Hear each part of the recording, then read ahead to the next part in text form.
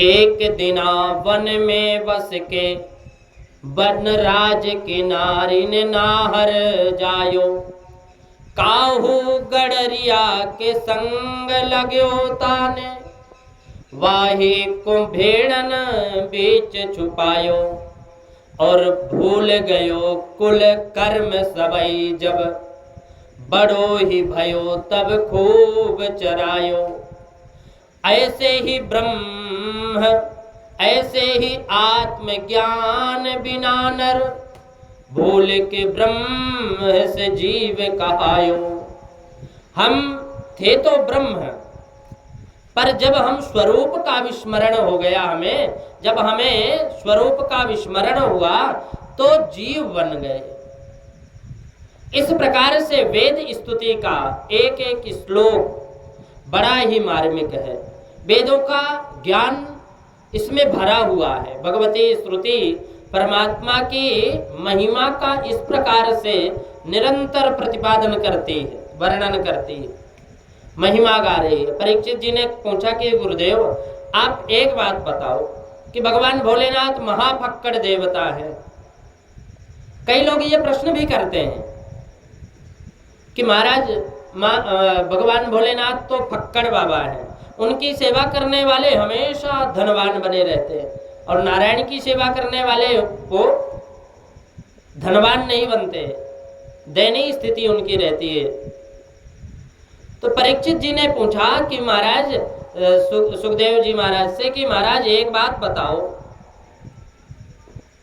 आप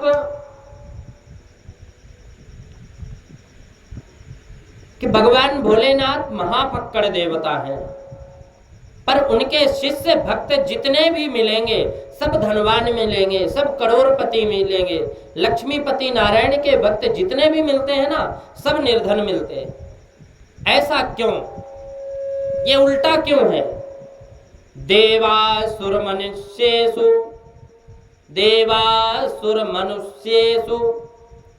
ये भजन्त्य शिवम शिवम। देवता लोग, ये मनुष्य हमेशा भगवान का भजन, शिव का ही भजन करते हैं। सुखदेव जी कहते हैं कि प्रायस्ते धनिनो भोजा न तो लक्ष्म्या पतिम हरिम। हमारे भगवान भोलेनाथ तो अवघड़ दानी है, जिसने जो मांगा दे दिया, पिंड छुड़ाया। पर भगवान नारायण ऐसा नहीं करते, निरीक्षण करते हैं पहले, परीक्षण करते हैं पहले, और परीक्षण निरीक्षण करके जब उचित पात्र समझते हैं ना, तब कुछ देते हैं। एक बार तो हमारे भगवान भोले बाबा तो वृत्तासुर दैत्य ने जब वरदान मांगा कि जिसके सिर पर हाथ रख दूं वह भस्म हो जाए, तो यस्य यस्य करम शेषरणम धास्ये सा प्रियतामिति। भगवान भोलेनाथ ने तुरंत कह दिया तथास्तु, मैं जिसके जिसके हाथ सर में हाथ रखूं वो भस्म हो जाए। भगवान भोलेनाथ बोले ठीक है। अब उसी का नाम भस्म शुरू हो गया। उसने जो भगवान भोलेनाथ के वामांग में विराजमान भवानी को देखा, तो गौरी हरण की लालसा में, भवानी की हरण की लालसा में विचार किया कि भगवान भोलेनाथ की तरफ हाथ बढ़ाया। भगवान भोलेनाथ ने कहा ये क्या कर रहा है तू? अरे तुझे मैं वरदान दे दिया, तो अब क्या कर रहा है? दैत्य बोला महाराज वरदान तो मिल गया, जरा मैं प्रयोग करके तो देखूं। भोलेनाथ ने कहा कि मेरी ही वरदान और मेरे ही सिर मिला है तुझे। दैत्य बोला महाराज वरदान आपका है तो प्रयोग भी आप पर करूंगा।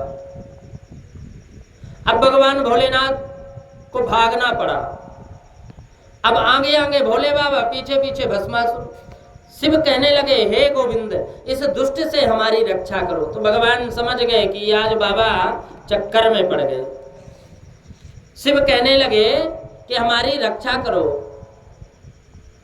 तो एक क्षण में बिना कुछ सोचे ही इस दुष्ट को तथास्तु कहते भगवान तो अब जब भगवान भोलेनाथ भागते भागते परेशान हो गए, तब भगवान नारायण वटुक वामन बन के रास्ते में प्रकट हो गए। साकुने भवान व्यक्तम श्रांतम किम दूरमागतः क्षणं विश्राम्यतां पुंस आत्मायं सर्वकामधुक्। अरे भाई शकुनी नंदन ब्रकासुर, तू भागा कहाँ जा रहा है? अब ब्रकासुर ने सोचा कि छोटा सा ब्रह्मचारी मेरे बाप का भी नाम जानता है। ब्रकासुर पहले तो बोला, मैं इस समय बहुत जल्दी में हूँ, तुमसे बातों में उलझ जाऊंगा तो मैं आगे हमारे कदम भी नहीं बढ़ेंगे।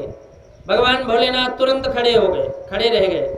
अब पीछे मुड़कर देखा तो भगवान ने इशारा किया, बाबा चिंता मत करो। भगवान भोलेनाथ समझ गए प्रभु की कुछ लीला है, प्रारंभ हो गई। अब तो भगवान भोलेनाथ खड़े हो गए।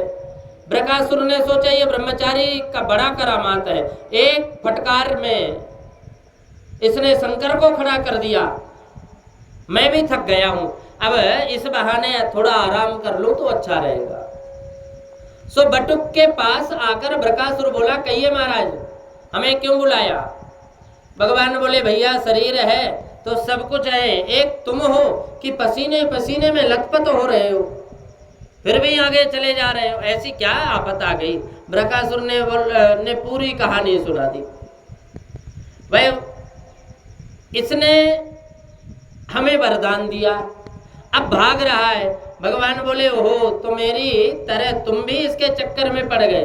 अरे तेरी तरह मैंने भी एक दिन वरदान मांगा था, बिल्कुल यही वरदान मांगा था कि जिसके सर पर हाथ रख दूं वह भस्म हो जाए, बिल्कुल यही वरदान। पर यह इतना झूठा है कि मुझसे कह दिया तथास्तु। अब रोज अपने सिर पर खोपड़ी पर हाथ पटकता हूं, कहीं कुछ होता नहीं है। ये तो भांग के नशे में मस्त रहता है और मुख से किसी से कुछ भी कह देता है, पर होता कुछ नहीं है। तुम बेकार के इसके पीछे भाग रहे हो। ब्रकासुर बोला, क्यों ब्रह्मचारी जी, हमें बिल्कुल पागल समझ रखा है? अरे वरदान झूठा होता है क्या? ये तो ऐसे प्राण बचाकर क्यों भाग रहा फिर? भगवान बोले, बस इसमें यही तो विशेषता है। अरे अब ये तुम्हें पूरा विश्वास दिलाना चाहता है कि मेरा वरदान सच्चा है। ये तो भांग के नशे में भाग रहा है और तुम बेकार में अपना शरीर बर्बाद कर रहे हो। तो ब्रकासुर बोला, अच्छा तो ये झूठ भी बोलता है, पर एक बात बताओ, सच का कैसे पता चले? क्योंकि ये बात मुझे कुछ समझ में नहीं आ रही। भगवान बोले, यूं समझो, यदि कोई सिर पर हाथ रख दे तो क्या कोई वरदान भस्म हो जाता है? एकदम कोई भस्म हो जाता है? अरे थोड़ी थोड़ी गर्मी होगी, फिर मालूम पड़े तो समझना खतरा है, और कुछ ना समझ में आवे तो समझो झूठा है। दैत्य बोले, ये बात तो कुछ समझ में आई। अब जरा सिर के ऊपर हाथ रखा, भगवान ने पूछा, कुछ गर्मी हुई लगी? असुर बोला, नहीं। भगवान बोले, तो और नीचे लाओ। अब उसने झट से हाथ रख दिया अपने ही सिर पर, और रखते ही राख का ढेर बन गया। भगवान भोलेनाथ दौड़े दौड़े आए, जय हो सरकार, आपने बड़ी कृपा कर दी, नहीं तो आज मेरी आफत आ गई थी। भगवान बोले हंस करके कि भोले बाबा, आजकल भक्त बड़े होशियार हो गए, जरा सोच समझ कर ये आपको वरदान देना चाहिए, सोचना चाहिए और सोच समझ करके वरदान देना चाहिए। तो आजकल के ऐसे हैं। असुर बोला, भगवान नहीं बोले। भगवान बोले, तो और नीचे लाओ। अब जैसे नीचे लाया वो जल गया, भस्म हो गया। भगवान भोलेनाथ इतने दयालु हैं। अब खाई सो खाई, आगे खाई तो राम दुहाई। भगवान भोले बाबा बोले राम जी से कि नारायण, हे भगवान, अब तो कान पकड़ लिए। तो ऐसे भगवान भोलेनाथ अवगढ़दानी कुछ भी दे देते हैं, पर भगवान नारायण ऐसे नहीं देते, बहुत सोच विचार करके देते हैं, सोचते हैं। सुखदेव जी महाराज कहते हैं कि परीक्षित, एक बार तो महात्माओं के बीच तीनों देवता में श्रेष्ठता को लेकर के बड़ा भारी प्रसंग छिड़ गया। त्रिस्व धीशेषु को महान, तीनों देवताओं में महान कौन है? ब्रह्मा, विष्णु और महेश, सभी महात्मा बोले अब ये तो दायित्व हमने भृगु जी के ऊपर सौंप दी। अब भृगु जी तीनों देवताओं की परीक्षा लेंगे, और लेने के बाद ब्रह्मा जी को प्रणाम नहीं किया तो वह क्रोधित हो गए। शिव जी से आलिंगन नहीं किया तो शिव जी मारने को दौड़े, परंतु नारायण की तो छाती पर जाकर के भृगु जी लात ही मार दी। फिर भी भगवान तुरंत खड़े होकर भृगु जी के चरण को दबाने लगे और बोले कि अतीव कोमलो तात चरणौ ते महामुने इत्युक्त्वा विप्रचरणौ मर्दयन् स्वयं पाणिना। भगवान आपके चरण को सहलाते हुए भगवान कहते हैं कि भगवान आपके मेरा हृदय बड़ा कठोर है, बड़ा कठोर है। आपके सनत कुमार भगवान कहते हैं कि मेरा हृदय बड़ा कठोर है, और आपके सुकुमार चरणों में मेरे हृदय का प्रहार करते समय यदि पीड़ा हो गई हो तो मेरी दुष्टता को क्षमा करें।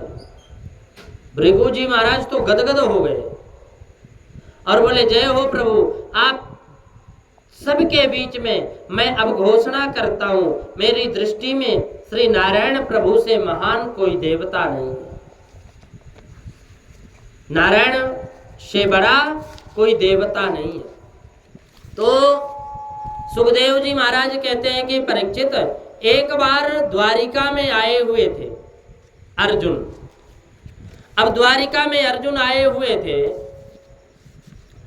तो भगवान की द्वारिकापुरी में प्रभु के सामने अचानक एक ब्राह्मण अपने मृत पुत्र को लेकर के आया और भगवान के सामने रखकर कहता है कि राजा के पाप से ही प्रजा में ऐसा होता है, एक पिता की उपस्थिति में पुत्र का अंत हो जाए। आप लोग राजा नहीं, राजा के रूप में को धारण किए नट हो। जैसे नट होता ना नाचने वाला, वो अपना नृत्य दिखाता, कला दिखाता। कई रस्सियों में आर पार रस्सी बांध देंगे इधर से उधर, और रस्सी में साइकिल चलाएंगे, रस्सी में वो चलेंगे, खेलेंगे।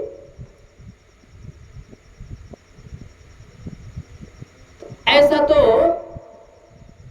भगवान अर्जुन बोले कि हे विप्रवर, ऐसा तो मत बोलो, क्या बात है।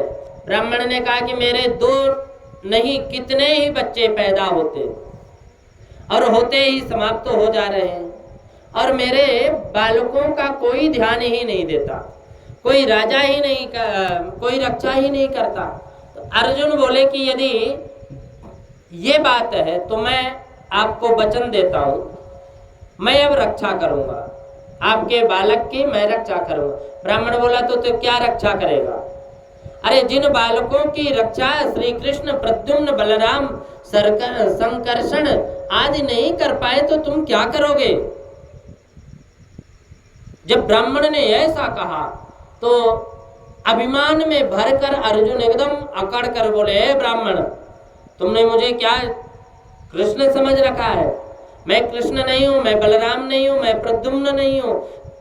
क्या तूने मेरा और मेरे गांडीव का नाम नहीं सुना?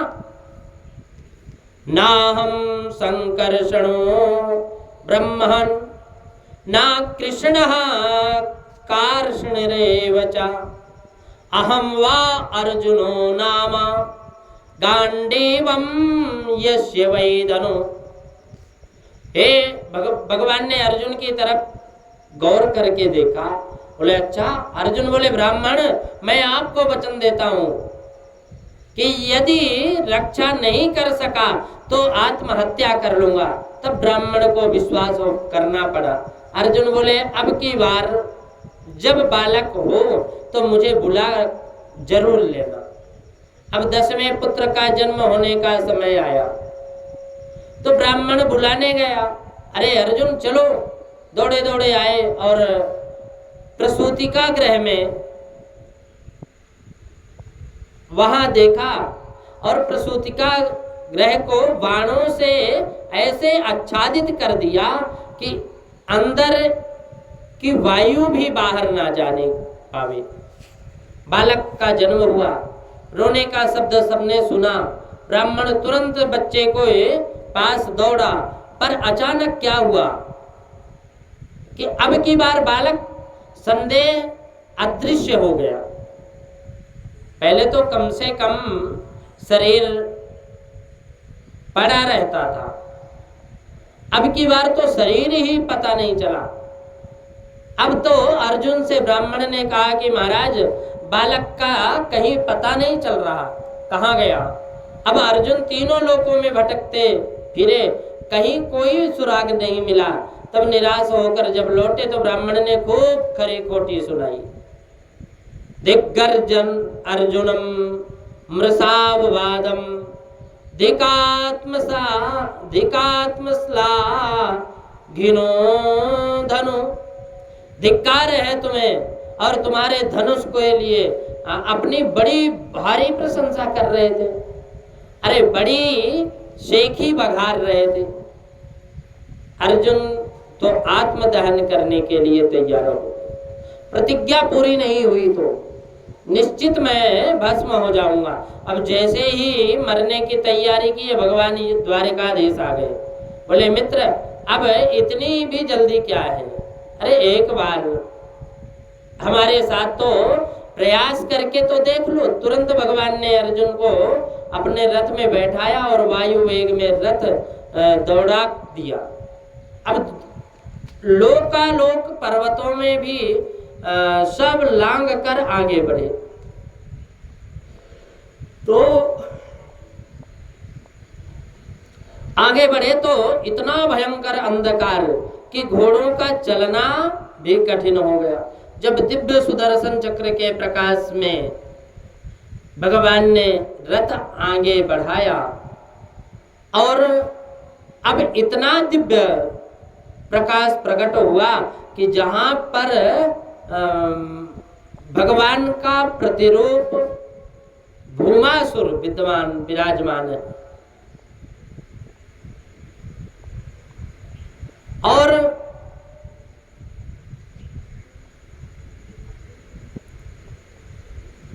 भगवान ने उस दिव्य स्वरूप को प्रणाम किया और प्रणाम किया तो अर्जुन ने भी उन्हें प्रणाम किया। अब भूमा पुरुष ने दोनों का स्वागत किया और कहा भाई हम तुम दोनों को यहाँ बुलाकर दर्शन करना चाहते हैं, इसलिए हमने ही उस विप्र बालकों को हरण किया है। अब वह बालक सब सुरक्षित हैं। आप इस उद्देश्य के लिए गए थे, वह उद्देश्य पूरा हो चुका है और अब आसुरों का विनाश निश्चित समझो। बोले कि अब असुरों का विनाश हो चुका है, धर्मध्वज पृथ्वी पर लहरा रहा है, इसलिए अब अपना कार्य पूर्ण करके शीघ्र वापस लौट कर आओ। तुम दोनों मेरे ही अंश हो। तुम दोनों ही नर और नारायण हो। तो नरावतार अर्जुन और नारायण अवतार भगवान श्री राम, भगवान श्री कृष्ण, दोनों को इस प्रकार से कहकर उन विप्र बालकों के साथ दोनों को विदा कर दिया। अब भगवान ने वह बालक सब ज्यों के त्यों उसी की अवस्था में ला करके ब्राह्मण को प्रदान कर दिया। ब्राह्मण बड़ा प्रसन्न हुआ और भगवान ने बारंबार धन्यवाद, भगवान का बारंबार धन्यवाद दिया वो ब्राह्मण। सुखदेव जी महाराज कहते हैं कि परीक्षित, इस प्रकार से भगवान द्वारिकाधीश की दिव्य लीलाओं से भगवान का 56 कोटि यदुवंशियों का विशाल परिवार है और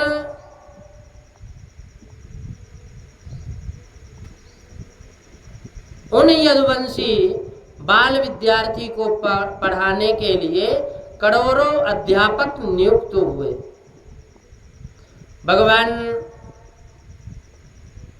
की तो जो 16,108 रानियां हैं, भगवान का सामीप्य पाकर परम सुख प्राप्त करती हैं, परंतु जब प्रातः काल होने को आता है तब तो उन्हें अशांत आशंका होने लगती है कि हमारे प्रियतम से हमारा विछोह हो जाएगा। कुकर पक्षी की विकल ध्वनि जब सुनती है ना, तो उन पक्षियों से ही भगवान की चर्चा करती है। इसलिए महिषी गीत कहते हैं।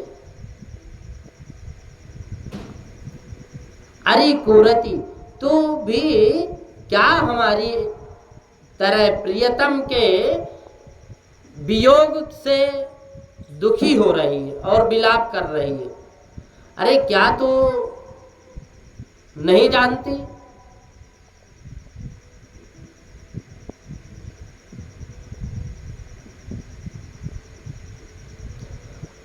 आज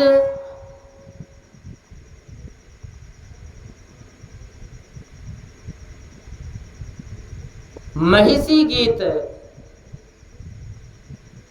के माध्यम से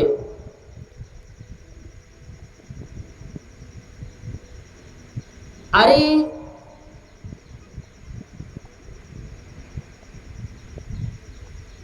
कुररी, तू भी क्या हमारी तरह प्रियतम के वियोग में दुखी हो रही है? क्या तुझे नींद नहीं आती? इस प्रकार से पुकार करते हुए प्रियतम की निद्रा को भंग कर दिया। अब हंस, स्वागत है आपका। हंस स्वागत, आओ आओ, हम दोनों हम तुम्हें बुढ़िया दिखते हैं और हम तुम्हें बढ़िया दूध पिलाती है। ये सुंदर दुग्ध का पान करो, हमारे प्रियतम भगवान श्री कृष्ण के सुंदर चरित्रों को सुनाकर मुग्ध करो। तो हंस स्वागत मत्स्याताम पिब पयो भ्रूणांग शौरैः कथाम। कहते हैं कि सुखदेव जी महाराज कहते हैं, क्या तुम्हें या तुम्हारे पास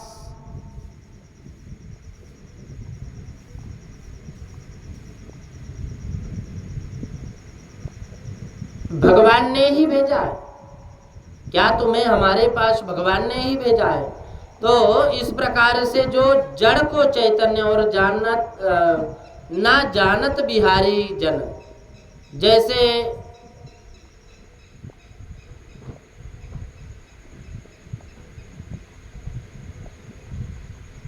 भगवत कृपा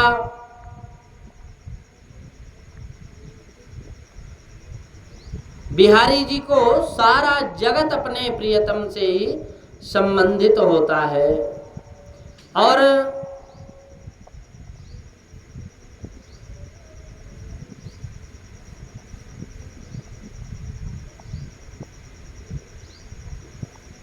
भगवान कहते हैं कि हम हर जगह हैं। अण तो अणुरयान, मह तो मणिरयान। भगवान सूक्ष्म अणु में भी है, तो विशालकाय हाथी में, पहाड़ में, जानवरों में, सब में भगवान विराजमान है। बिहारी जी को सारा जगत अपना प्रियतम संबंधित प्रतीत मानते हैं। उसी प्रकार से भगवान की परम प्रिय पटरानियां भी भगवान की चर्चा उन पक्षियों से भी किया करती हैं, और ऐसे ही उनका समय संपन्न होता था। भगवान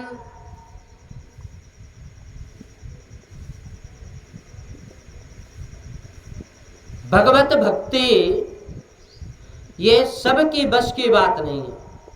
भगवान जिस पर कृपा करते हैं वही पाता है, अन्यथा कोई नहीं पाता।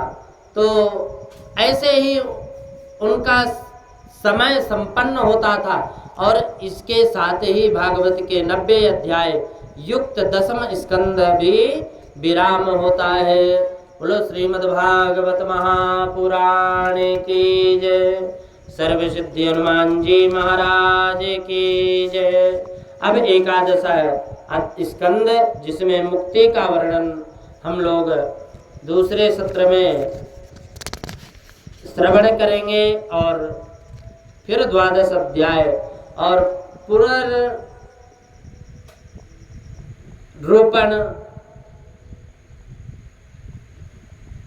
होकर के प्रसन्नता का मार्ग दिखे। अब